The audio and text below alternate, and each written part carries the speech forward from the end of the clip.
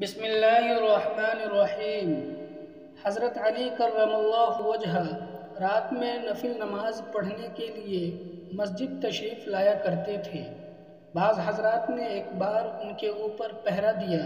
جب آپ نماز سے فارغ ہونے کے بعد باہر تشریف لائے تو ان لوگوں کو دیکھا تو پوچھے کہ آپ لوگ یہاں کیوں بیٹھے ہیں؟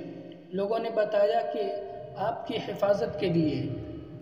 حضرت علی رضی اللہ عنہ نے پوچھا کہ آسمان والوں سے یا زمین والوں سے؟ لوگوں نے کہا کہ زمین والوں سے۔ یہ سن کر حضرت علی کرم اللہ وجہہ نے فرمایا کہ جب تک کسی بات کا فیصلہ آسمان میں نہیں ہو جاتا اس وقت تک کوئی چیز زمین پر رونما نہیں ہوتی، اور فرمایا کہ بے شک حقیقت یہ ہے کہ ایمان کی لذت کوئی شخص اس وقت تک نہیں پا سکتا جب تک کہ یہ یقین نہ کر لے کہ جو کچھ اچھا یا برا اسے پہنچا ہے وہ ہٹنے والا نہ تھا، اور جو اسے نہیں پہنچا وہ اسے پہنچنے والا نہیں تھا۔ ایک روایت میں ہے کہ حضرت علی کرم اللہ وجہہ کے پاس دو شخص فیصلے کے لیے آئے۔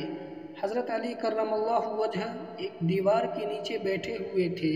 کسی شخص نے عرض کیا کہ حضرت یہ دیوار گرنے والی ہے۔ حیدر کرار نے فرمایا کہ تو جا، اللہ حفاظت کے لیے کافی ہے۔